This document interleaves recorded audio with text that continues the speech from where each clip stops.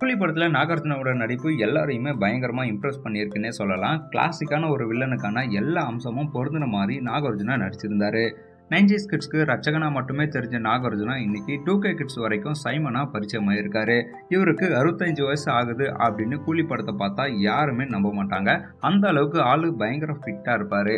ஆனா கூலி படத்துல இவரை நடிக்க வைக்க லோகேஷ் படாத பாடுபட்டிருக்காரு. ஒரு முறை இல்ல, 2 முறை இல்ல, கிட்டத்தட்ட 7 முறை சைமன் கேரக்டர்ல நடிக்க வைக்க நாகார்ஜுனா கிட்ட போய் லோகேஷ் பேசியிருக்காரு.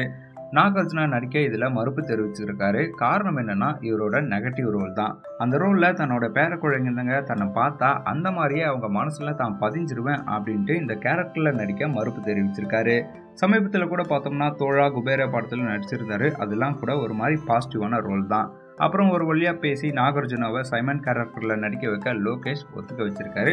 படத்தை பார்த்தோம்னா லோகேஷ் எவ்வளவு தீர்க்கதரிசி அப்படின்னு தெரிஞ்சுக்கலாம். ஏன்னா அந்த அளவுக்கு கிளாசிக்கான வில்லனா சைமன் கேரக்டர்ல நாகார்ஜுனா புரிஞ்சிருப்பாரு. கோட் போட்டாலே ஃபிட்டான பேண்ட் போடணும்னு இப்போ ட்ரெண்ட் போயிட்டு இருக்கு. ஆனா ஃபிட்டான உடம்புல லூஸான பேண்ட்டுக்கு கோட் போட்டு நாகார்ஜுனா மாஸ் காமிச்சிருப்பாரு.